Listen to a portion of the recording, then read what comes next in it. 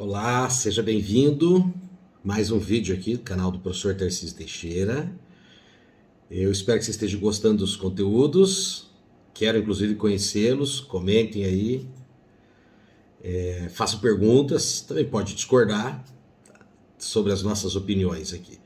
O nosso foco do canal é o agronegócio, os seus aspectos econômicos, os seus aspectos enquanto uma análise sistêmica, né? E também o direito do agronegócio.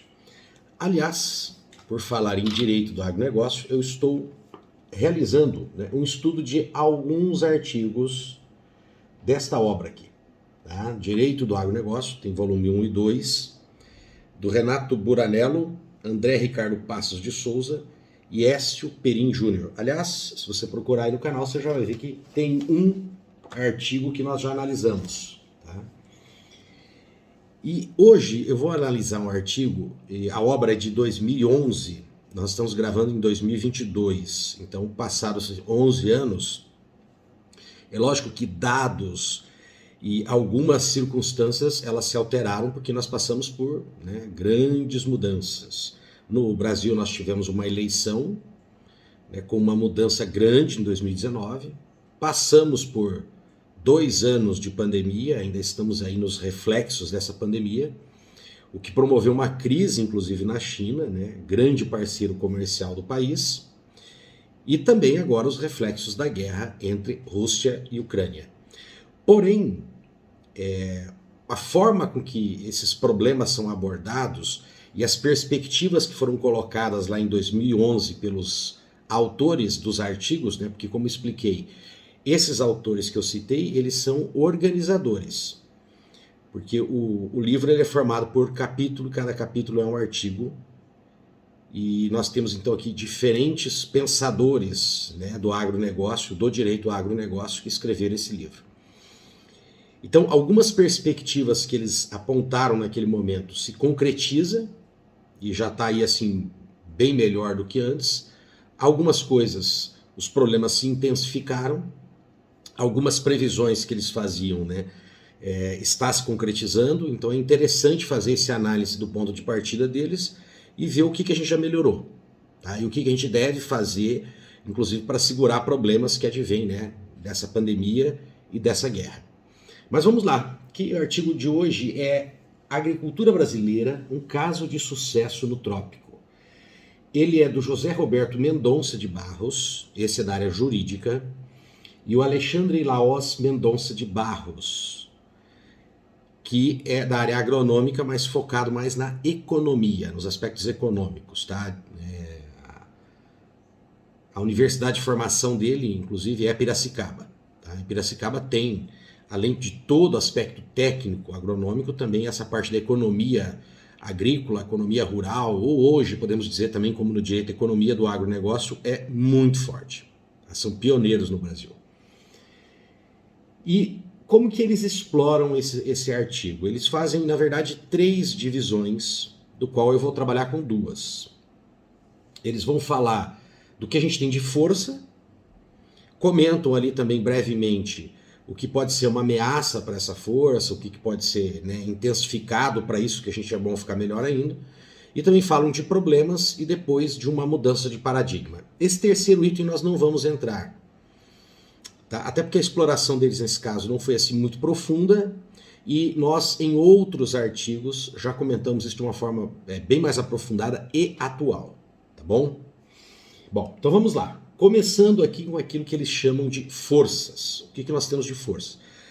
Só que eu vou fazer assim, eu vou citar o que eles comentam como força, mais ou menos a opinião deles, e o que a gente vê de problema, né, nesse período que nós estamos passando agora, e como que essa força pode, né, ser potencializada aí para deixar o agronegócio melhor ainda aqui no Brasil e trazer recurso, né, para a sociedade. Bom, então, primeira coisa, é a terra abundante e a baixo custo. Sim, não, talvez. Isso é um quadro que está mudando. Porque com o rigor da lei hoje, nós temos que pensar que a expansão da fronteira agrícola e com os mecanismos de fiscalização que nós estamos tendo, E a própria pressão internacional, o crescimento de uma fronteira agrícola está bastante restrita. Quando nós pensamos na questão de desmatamento. Eu sei que alguém pode ouvir, né, assistir esse vídeo e falar assim, pô, mas Tarcísio, nós estamos vendo aí um monte de problemas de desmatamento lá na Amazônia. Sim, mas são irregulares. A tendência é que com uma transição, uma mudança de governo, ou até mesmo esse próprio governo lá na frente, né, se for reeleito por uma questão estratégica internacional, pode mudar de posição. Mas eu acredito que a tendência agora, com uma possível renovação, né, com uma troca no governo federal, nós vamos ter uma rigidez muito grande nisso.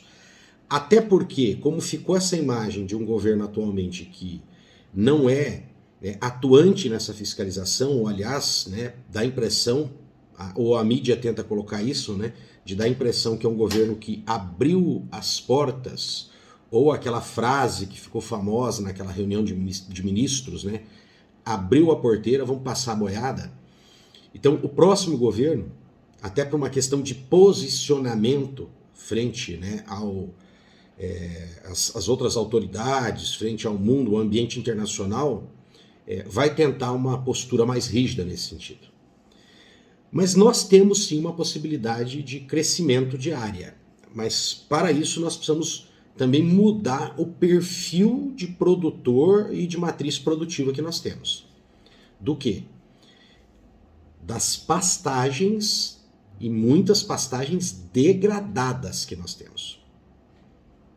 Então, se nós ampliarmos, intensificarmos, né, aquela parte do projeto ABC, da agricultura de baixo carbono, com a recuperação de pastagens, aumentando a produção de massa verde, né, aumentando inclusive a incorporação de matéria orgânica nesse solo dessas pastagens degradadas, nós vamos diminuir a emissão de carbono e, aliás, vamos sequestrar carbono.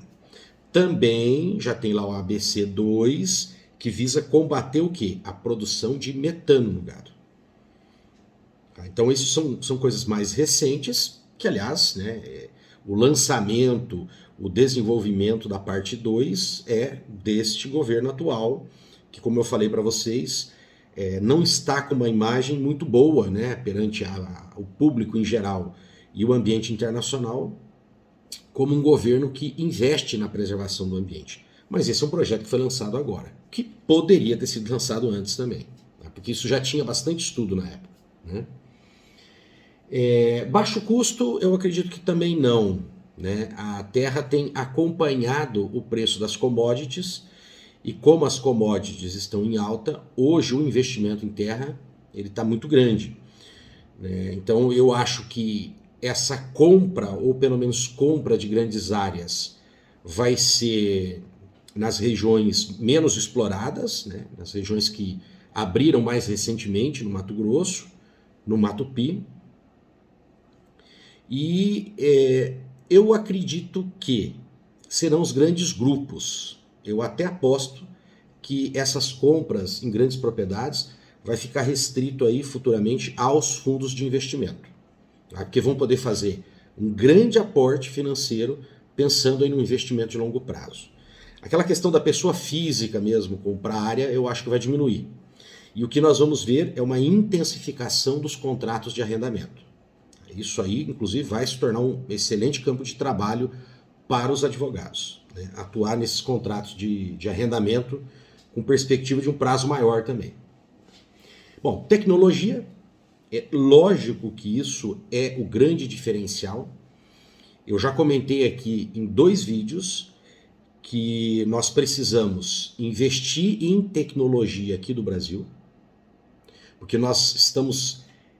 aquela história de mais barato pegar lá, mais barato pegar lá fora, mais barato importar essa tecnologia, e nós fomos inclusive matando a nossa indústria e inclusive a nossa pesquisa.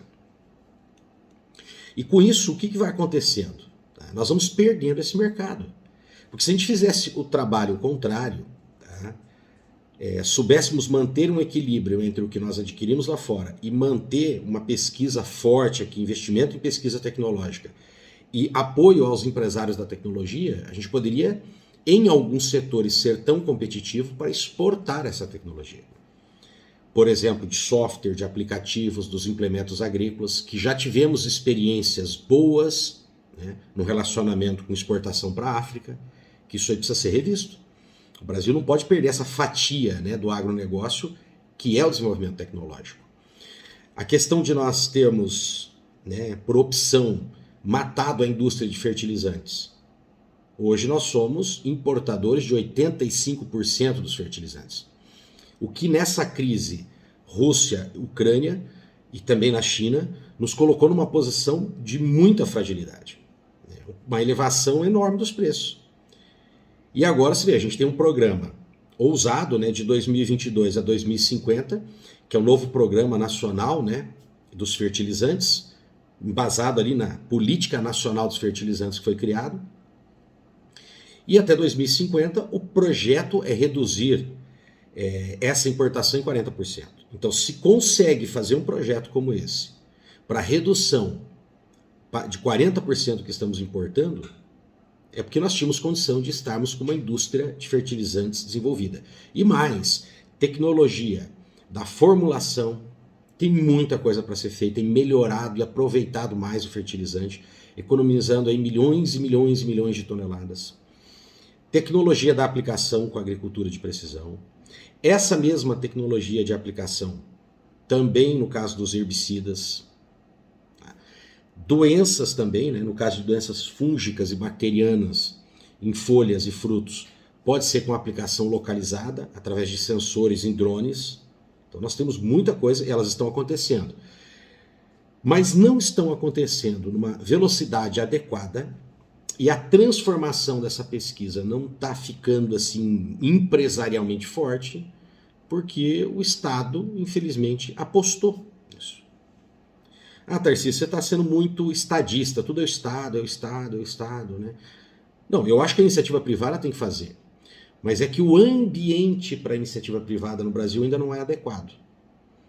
Então nós precisamos de uma mudança, tanto, né, no setor privado, de incentivos da pesquisa para que aí o setor privado possa crescer, e também no ambiente legal, né?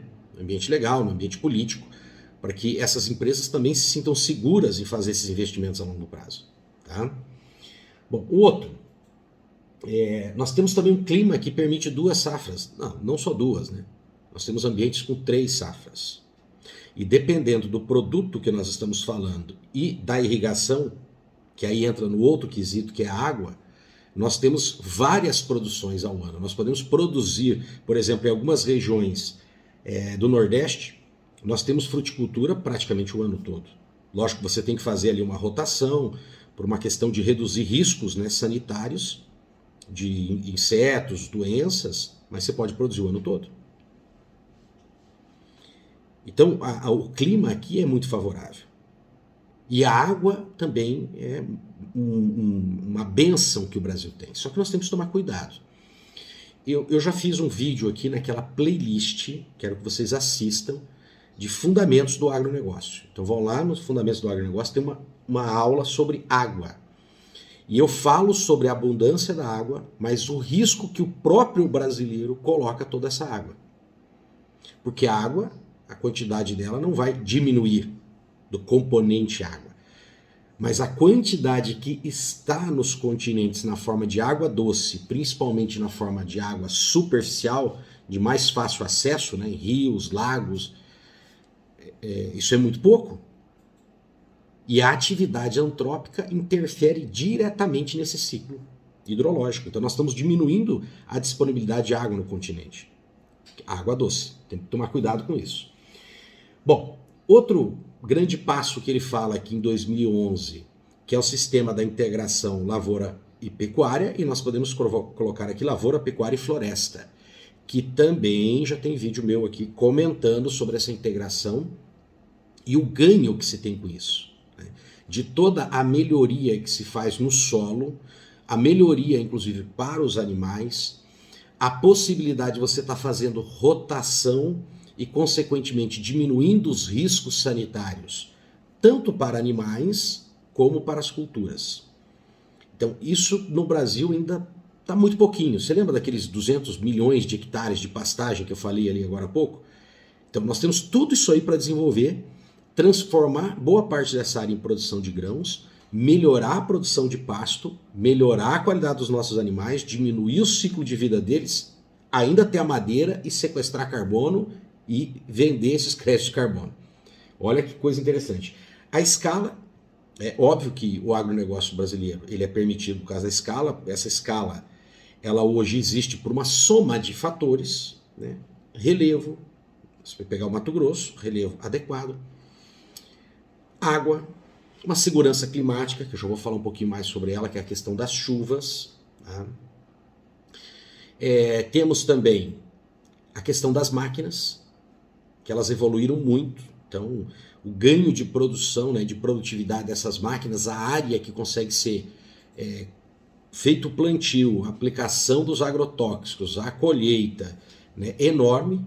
Também o sistema de plantio direto aumentou muito, porque diminui várias operações. Tá?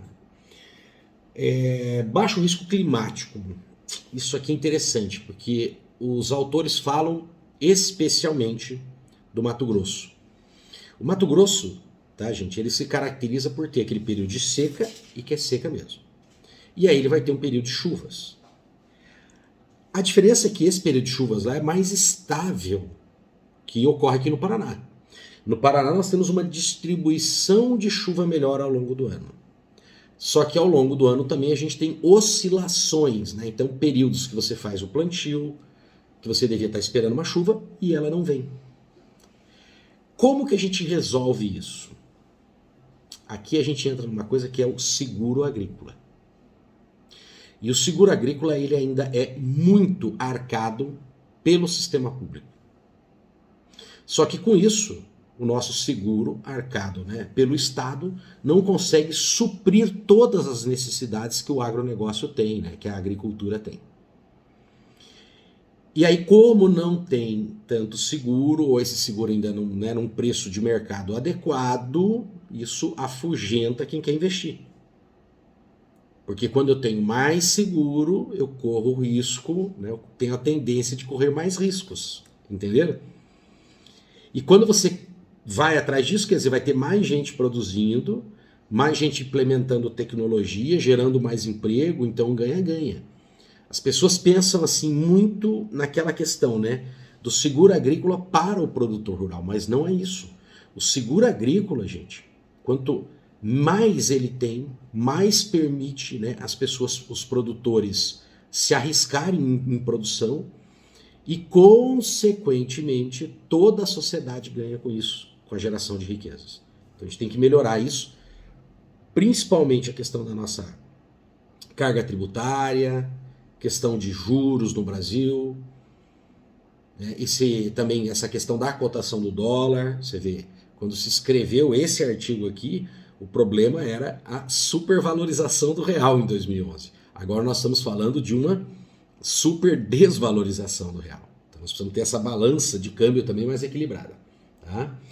Pesquisa. Aqui sinto muito. Eu já comentei isso em outros vídeos. Nós passamos por um sério problema, né? Elogiar a Embrapa, tá certo, fantástico. Acontece que a Embrapa não dá conta de tudo. A Embrapa precisa dos pesquisadores e ela ainda não tem essa capacidade de formar todos os pesquisadores. Não tem, porque ela não é uma universidade. E são essas universidades que estão sendo literalmente despedaçadas nos últimos anos. Falta de professor, falta de recurso, falta de investimento. E diga-se de passagem, nem a Embrapa, que tem sido tão elogiada por esse governo, tem sido bem tratada, né? Porque ela também não tem grandes investimentos, não tem contratações. Então, sabe-se que é importante pesquisa, se reforçou muito isso aí na apresentação da Política Nacional de Fertilizantes, mas na prática, universidades e a própria Embrapa sofrem, tá, com uma espécie de um desmonte, né? E a gente sabe que não é só falta de dinheiro, que você tem como direcionar dinheiro para aquilo que é mais importante. É só você comparar o dinheiro que foi cortado de ciência e tecnologia no Brasil, da educação, e o dinheiro que foi aportado nas emendas secretas lá daquele orçamento secreto. Infelizmente. Capital humano. Se fala aqui nessa questão, né, da formação dos técnicos, dos engenheiros agrônomos, engenheiros florestais, biólogos, mas isso retorna ao problema das universidades. Porque como é que nós vamos continuar a formar gente boa se as universidades não têm recursos? Vamos deixar para o setor privado. A gente sabe que, para quem ainda faz aquela análise, né, aquela analogia entre universidade privada americana e brasileira, elas são muito diferentes. E o professor no Brasil, no curso superior, ele não é bem remunerado, nem na privada e nem na pública. Na pública até que a gente estava com um salário relativamente interessante, era até estimulante. Mas ao primeiro sinal de crise, por incompetência dos políticos, os professores arcam com esse peso. E nós estamos aí sem reajuste há um bom tempo. E aí é uma questão de lógica, né? Aonde que estarão os melhores profissionais? Aonde estão os melhores salários? Bom, e temos a diversidade dos produtos, né? Que isso o Brasil mal começou a explorar. Aliás, na minha opinião, a gente está andando contra a maré aqui. Porque o Brasil está focando muito, muito, muito nas commodities e em poucas formas de produção dessas commodities. Por exemplo, nós poderíamos estar crescendo muito em questão de produção orgânica, produção agroecológica, inclusive para exportação em grande escala. E fora muitos outros produtos típicos do Brasil, ou que são exóticos, mas têm uma capacidade de produção muito grande que a gente não explora. Por exemplo, a diversidade de fruticultura, plantas medicinais, plantas aromáticas. O quanto o Brasil tem para explorar disso e exportar. Bom, oferta da água, já comentei com vocês. Nós temos que tomar cuidado, porque a gente não está cuidando adequadamente dessa água. Um sistema de agronegócio sofisticado. Bom, para simplificar isso aqui, o entendimento, para dizer para vocês como isso está ficando realmente sofisticado, eu vou dar 2 exemplos aqui. Basta você visitar, e se você não visitar, né, você sair lá de São Paulo para ir para o Mato Grosso é muito complicado, mas você pode fazer isso visitando pela internet. É só você conhecer o sistema de plantio e de gestão de uma grande fazenda no Mato Grosso, em produção de soja. Ou um sistema de confinamento de gado. Você vai ver o quanto tem de tecnologia embarcado nessas máquinas, nas sementes, nos fertilizantes, nos agroquímicos. E o outro grande exemplo, que você pega o fruto dele lá na gôndola, no freezer do supermercado, é o frango. Como é que o frango consegue chegar a esse preço para o consumidor? É que nós temos, tá, pessoal, uma capacidade de produção tão eficiente, porque esse sistema ele é tão organizado, ele tem tanta tecnologia embarcado, e ele se torna então tão seguro que as empresas conseguem trabalhar com um lucro muito pequeno. Qual que é a diferença, por exemplo, com aquele que tem risco, que é a agricultura especificamente mesmo, que depende de chuva? É esse risco. Quanto maior o risco, maior tem que ser essa rentabilidade. Porque senão chega no momento que você fala, opa, essa rentabilidade aqui existe, dá lucro, mas não compensa. Porque o risco é muito grande. Quando você vai deixando, né, cada vez mais seguro os elementos da cadeia, fornecimento da ração, né, dos pintinhos, das avós, das matrizes, o transporte, né, a mão de obra para cuidar disso aí, o fornecimento, né, para sair todos os insumos para a produção, aí esse frango é levado para o frigorífico, abatido. Então isso funciona tão bem, vai diluindo tanto o risco que você pode trabalhar com margens menores. E é lógico que todo mundo ganha com isso, inclusive o consumidor. Rentabilidade e inovação.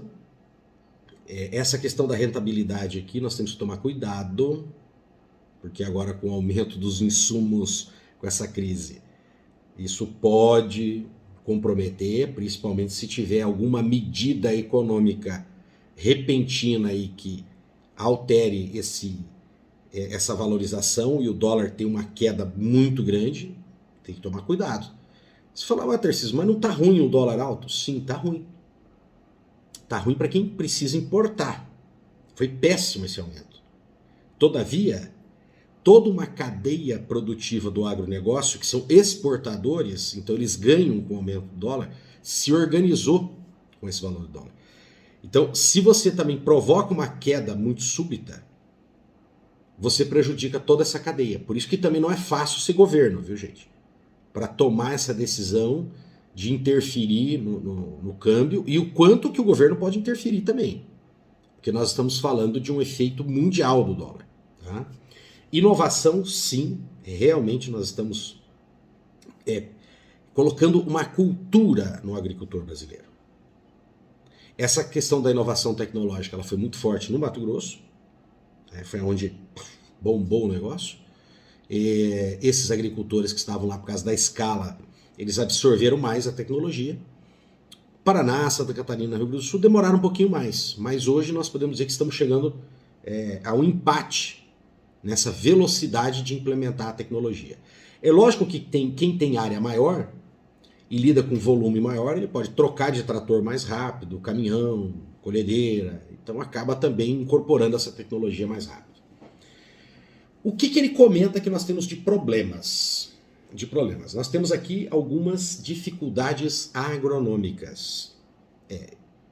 E ele bate justamente na tecla que é o problema, né, da nossa principal dificuldade agronômica. Qual que é? Nós trabalhamos com monocultura. Por mais que a gente tente fazer a rotação, é um ciclo que vai ser anual ou menos de um ano para estar repetindo uma determinada cultura. E isso sim é um dos principais responsáveis por inoculação de esporos, e aí você vai ter fungos, bactérias, né? Os insetos que ficam próximos da região, depois eles voltam, né, a ocupar essa área de plantio, e aí eles vão se reproduzir numa velocidade rápida, e aí nós vamos ter prejuízos. Então essa é uma das principais dificuldades agronômicas que nós temos. Infraestrutura de transporte e armazenamento, pelo amor de Deus, né? A logística brasileira é o calcanhar de Aquiles.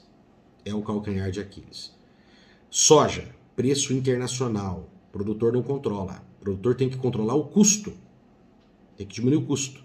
E o nosso custo de transporte é elevado. E aí a gente tem que, novamente, alfinetar o Estado ou quem estiver ali no governo nesse momento. Repito, fazemos críticas, mas também fazemos as considerações positivas, né? A conclusão e a intensificação, né, do transporte ferroviário realmente aumentou nesse governo, né? Eu não estou aqui para analisar se foram projetos anteriores que concluíram agora, né? Mas você via uma preocupação maior e uma movimentação maior nesse sentido. Mas ainda me parece incipiente. Não teve nenhuma grande mudança ainda no Brasil nesse sentido. Restrições ambientais. Aí você tem dois aspectos para analisar uma fala como essa. Você tem restrição ambiental, que é ambiental mesmo, é uma restrição do ambiente, entendeu? Por exemplo, os nossos solos são pobres em fertilidade e ácidos. E algumas regiões, né, por exemplo, o Cerrado, rico em alumínio. Mas por quê? Porque nós temos muita chuva, elevadas temperaturas e isso degrada o solo mais rapidamente. E temos também as restrições ambientais de cunho legal, entende? Legal ambiental, né? Imposições como reserva legal, APP. Tá? Você fala, Tarcísio, mas isso não é bom para conservar o nosso ecossistema? É importante, mas se você colocar no lugar do produtor, são áreas que eles compram, são obrigados a cuidar e não estão ganhando por aquilo. Risco sanitário, o próprio sistema, né, de produção de monocultura, e mesmo também quando nós temos a pecuária, extensiva, e o mesmo tipo de animal, mesma linhagem de animal. Então, quando tem uma contaminação, ela impacta no mercado internacional, febre aftosa. Quantos problemas a gente tem, consegue superar, volta a ter o problema. Outra, nós estamos inseridos num continente que o controle sanitário dos vizinhos não é tão eficiente. Então, deveria ter esse Mercosul funcionar melhor nesse sentido de controle sanitário, mais pesquisa, mais trabalho em conjunto. E, finalmente, aquilo que nós temos que analisar com muito cuidado, que é o caso das pequenas propriedades. Como eu falei, tem mais dificuldade de financiamento, de crédito, mais dificuldade para implementando novas tecnologias, tá? E precisa então de uma política, né, para a nossa agricultura familiar que está nessas pequenas propriedades. Tá? Que aí, nesse caso, esse governo deixou a desejar nesse sentido. Né? O plano safra tem que ser repensado, né, porque sim, se aplica investimentos para a agricultura familiar, mas a gente sabe que o Estado vai ter um limite para isso. E se nós queremos ampliar a agricultura familiar, nós temos que também procurar um novo modelo de financiamento. Na minha opinião, intensificar esse investimento em cooperativismo. E principalmente na formação de agentes cooperativistas. Nós precisamos disso. De agentes capazes de atuar, tá? De extensionistas, agrônomos, veterinários, advogados, contadores, que possam, tá, estimular, formar e acompanhar o processo de formação de cooperativas no Brasil. Aí eu creio que nós vamos ter sim uma política para a pequena propriedade. Valeu, espero que você tenha gostado, deixe o seu like e compartilhe. Um abraço.